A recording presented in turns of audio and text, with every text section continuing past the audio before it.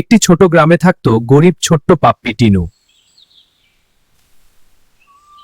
আমি কালো, এক গরিব দুরন্ত। আমার নাম কালো। এই ছোট গ্রামে আমি খুব কষ্টে আছি।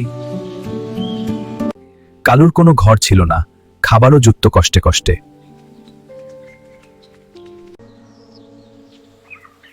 তুই কিছুই পারবি না। তুই কিছুই পারবি না। আমি পরিশ্রম করব। আমি পরিশ্রম করব। ভোর হলে কালু গ্রাম ঘুরে মানুষের কাজে সাহায্য করতে শুরু করলো।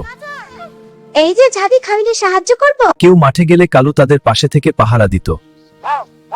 কালু সবসময় সতর্ক থাকত। কেউ বাজারে গেলে কালু তাদের জিনিসপত্র পাহারা দিত।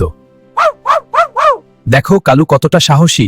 রাতে যখন সবাই ঘুমাত, কালু পুরো গ্রাম পাহারা দিত।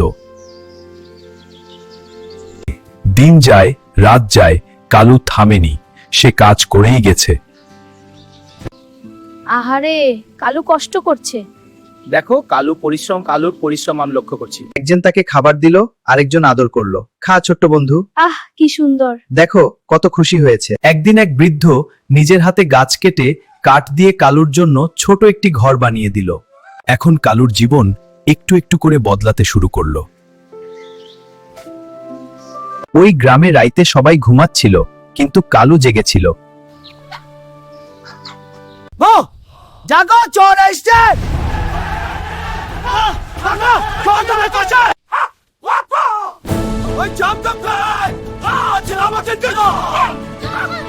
পরিশ্রম আর সততা একদিন সফলতা এনে দেয়। দেখো এই কুকুরটি এখন কত খুশি।